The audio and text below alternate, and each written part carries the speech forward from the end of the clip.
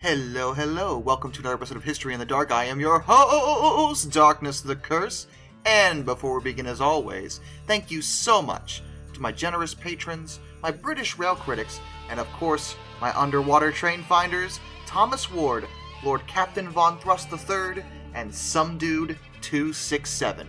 You are the reason why this content remains on track. Get it? Get it? Like it's on the tracks because we talk about trains a lot?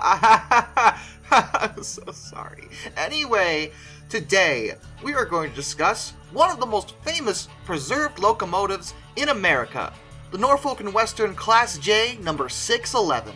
611 is also known as the Queen of Steam, and she's heralded as one of the greatest victories in railroad preservation. But would you believe that the Queen of Steam has actually been involved in not one, but two major accidents? Well, it's true, and today, we're going to discuss both of them. This is the story of the derailments of Norfolk and Western Class J number 611.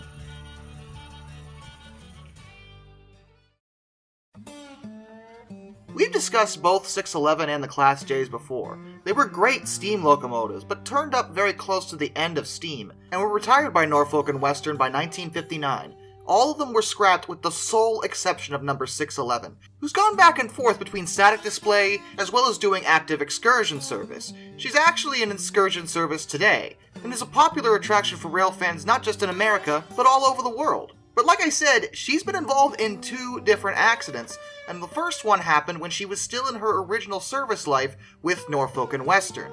On January 23, 1956, 611 had been tasked with pulling a passenger train, known as the Pocahontas. She had recently been put through the Roanoke shop for some routine maintenance, and was running like a champ that day. On board was fireman Ernest Hoback and veteran engineer Walter Willard. Willard was 62 years old at the time, and he had been working for Norfolk and Western since 1909. They were behind schedule that evening, before they had even pulled out of the Bluefield station at 10:20 p.m. They were due into Williamson, West Virginia station at 1:05 a.m. Willard wanted to make up time, and he actually managed to do this at first, gaining back approximately 4 minutes onto his timetable. The route would take them along the Tug River, which is near Cedar, West Virginia. There was a bend in the rails that had a speed limit. Normally the trains were allowed to operate at 50 miles per hour on these lines, but on that curb, the speed limit was 30.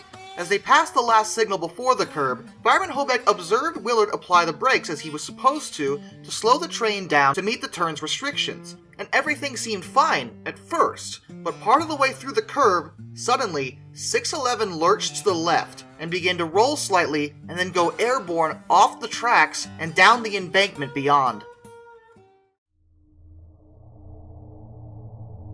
611 had landed on her left side, pulling the tender as well as some of the coaches with her. Dust and debris lay everywhere, and many passengers had been asleep when the accident happened, and awoke to what I imagine was one of the rudest awakenings possible. Miraculously, no one in the coaches was actually killed. 6 employees and 50 passengers did suffer injuries, but they were otherwise alright. Fireman Hoback was lucky. He had braced himself before the accident, and he only suffered some minor lacerations and bruises. He would make a full recovery. Engineer Willard, on the other hand, was not as fortunate. He was found dead at his post, a veteran of the rails who died on the rails.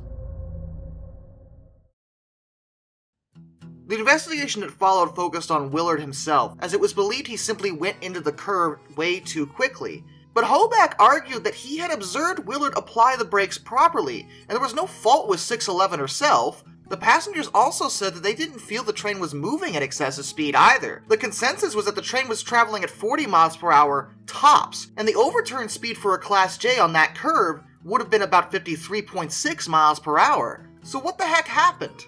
No one's really sure, and the final verdict did rule that the train was simply going too fast, even though everyone who was on the train disagreed. As you might expect, given that 611 is still around, she was recovered from the embankment and actually only needed minor repairs. Most of her damage was cosmetic. The vast majority of her critical components weren't damaged at all, which is a testament to how sturdy the Class J's had been built. And I normally don't get into ghost stories, as I don't believe in ghosts, but an urban myth surrounding 611, even endorsed by the people that own her these days, say that Engineer Willard is still with the 611, his spirit never leaving the cab. Whether there's any truth to that, well, it's a ghost story, so naturally there's no real evidence, but take from that what you will. But like I said, this is not the only time 611 was in an accident. but the second one didn't happen until much later, May 19th, 1986, and it's known as the Dismal swamp derailment, which is kind of depressing and foreboding, and I don't like it. 611 was doing excursion service as part of Norfolk Southern's steam program at the time.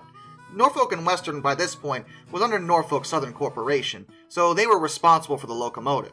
The incident took place, as you might imagine, in Virginia's Great Dismal Swamp, because it's actually what someone named it.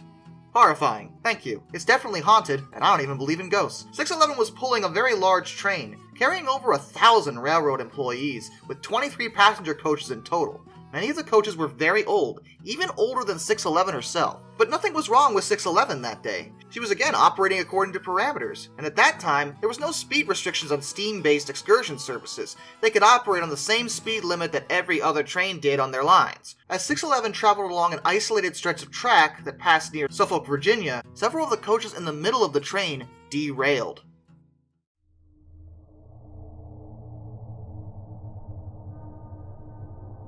The situation was unexpected and alarming. 14 of the coaches left the rails, and 2 of them turned over. The accident injured over 150 people, 4 of them critically, though no one wound up dying from the accident. 611 herself did not derail, and was absolutely fine. It was the coaches that had the problem in this case. But what happened? Well, the post-investigation found 2 different factors that probably caused the accident, the main one being a misaligned switch. This sort of thing happens from time to time, and it can cause a train to derail. 611 and several of the cars managed to pass over the switch and be absolutely fine, but luck ran out midway through the train, and it derailed. The other problem was the cars themselves. Remember how I said that these are very old cars? And they were.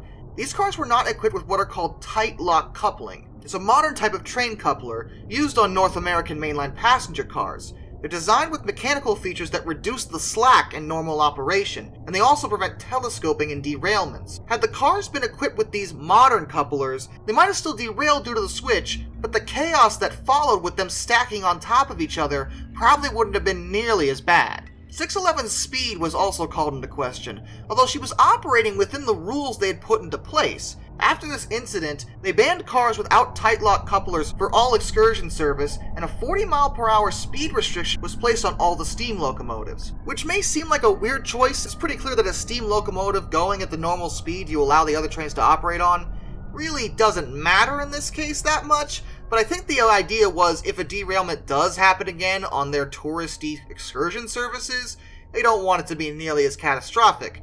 If the train's going slower, that won't happen. In fact, this incident probably would have ended the steam program entirely if not for the fact that this particular excursion service was only for the railroad's employees. Many of them, since they worked for the railway, understood full well that the incident was not 611's fault, and the company settled with them all internally regarding their injuries. Ever since then, whether she's on static display or back in excursion service, 611 has avoided accidents, and hopefully the Queen of Steam won't ever deal with something like this again. I don't think it tarnishes her legacy at all, and I don't think it changes what she represents for the rail fanning community.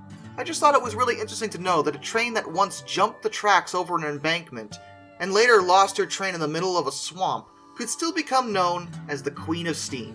Till next time, this is Darkness, and I bid you all a fond farewell.